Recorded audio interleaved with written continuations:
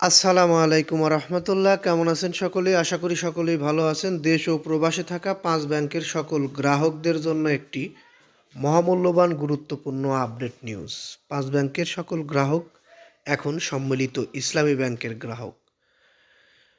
5 ব্যাংকের গ্রাহকরা বিভিন্ন ব্যাংকের সামনে মানববন্ধন করছে, বিভিন্ন ব্যাংকে ঝামেলা করার চেষ্টা করছে বা বিভিন্ন জায়গায় বিভিন্ন ধরনের কথা উঠে আসছে। বিশেষ করে 5 ব্যাংকের গ্রাহকদের 2 বছরের আমানত রাখার পরে সেখান থেকে মুনাফা কর্তন করেছে।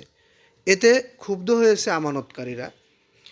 এতে যতটা ক্ষুব্ধ হয়েছে আমানতকারীরা, তার থেকে অনেক বেশি ক্ষুব্ধ এই 5 ব্যাংকের গ্রাহক তাদের আমানতের টাকা ফেরত না পাওয়ায়। এমনওভাবে বলছে যাদের কথার পরিপ্রেক্ষিতে আমরা বলতে বাধ্য হচ্ছি যে আমাদের মুনাফার দরকার নেই, আমাদের মূল টাকাটা ফেরত দেন। এমনকি এই সপ্তাহের মধ্যে যদি টাকা ফেরত না দেওয়া হয় তাহলে আন্দোলনের ডাক দেওয়ারও কথা বলেছে আমানতকারীরা। বিষয়টি আমরা দেখেছি। একীভূত হওয়ার প্রক্রিয়ায় থাকা 5 ব্যাংকের আমানতকারীদের 2024-25 সালের আমানতের মুনাফা কেটে রাখার ঘোষণা দিয়েছেন সরকার। সেখান থেকে ক্ষুব্ধ সারা দেশের আমানতকারীরা। এই সিদ্ধান্তের প্রতিবাদে তারা রাজধানী ঢাকাসহ বিভিন্ন স্থানে 5 ব্যাংকের শাখায় গিয়ে বিক্ষোভ প্রকাশ করেছে। সামাজিক যোগাযোগ মাধ্যমে আমানতকারীরা বিক্ষোভ প্রকাশ করেছে। এ সময় অনেক শাখা কার্যক্রম বন্ধ রাখতে বাধ্য হয় সংশ্লিষ্ট কর্মকর্তারা। অর্থাৎ তারা এই আমানতের মুনাফা কর্তনের পরে এই ক্ষুব্ধতায় গিয়ে এখন তাদের মূল লক্ষ্য তাদের আমানতের টাকা ফেরত পাওয়া।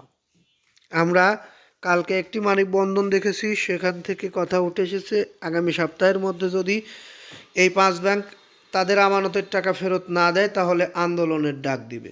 যাই হোক, আমরা চাই দেশের পরিস্থিতি ভালো থাক, 5 ব্যাংকের গ্রাহকরা তাদের আমানতের টাকা ফেরত পাক। আমানতের টাকা প্রথম ধাপের টাকাটা ফেরত পাচ্ছে অনেকেই। আমাদের কাছে অনেক কমেন্ট আছে যারা এখনও আমানতের টাকা ফেরত পাচ্ছে না। অর্থাৎ চলতি অ্যাকাউন্টের যে টাকাটা সেই টাকাটাই দিচ্ছে 2 লক্ষ টাকা পরিমাণ, আর বাদবাকি এফডিআর, সঞ্চয়ী অ্যাকাউন্ট বা বিভিন্ন ধরনের যে অ্যাকাউন্টগুলো রয়েছে সেই অ্যাকাউন্টের আমানতের টাকা ফেরত দিচ্ছে না। যাই হোক, আমরা এই নিউজটি আর দীর্ঘায়িত করব না। নিউজটি বেশি বেশি লাইক, কমেন্ট, শেয়ার করবেন। আসলে আপনাদের মতামত অনেক গুরুত্বপূর্ণ। আপনারা জানাবেন আসলে এই আমানতের টাকা কিভাবে ফেরত নেওয়া যায়, কিভাবে ফেরত পাওয়া যায়। বিস্তারিত জানতে বা জানাতে আমাদের সঙ্গেই থাকবেন, আমরাও আপনাদের সঙ্গেই আছি। কমেন্ট বক্সে কমেন্ট করে যাবেন। বিশেষ করে পরবর্তী নিউজ পেতে চ্যানেলটি সাবস্ক্রাইব করে বেল বাটন অন করে রাখবেন। এই আশা ও প্রত্যাশা রেখে এখান থেকে বিদায় নিচ্ছি। আর পরবর্তীতে ব্যাংক কর্তৃপক্ষ থেকে কোনো ঘোষণা আসলে সেটাও আমি আপনাদেরকে এই নিউজ চ্যানেলের মাধ্যমেই জানিয়ে দেব। ততক্ষণ সকলেই সুস্থ থাকুন, ভালো থাকুন। আসসালামু আলাইকুম।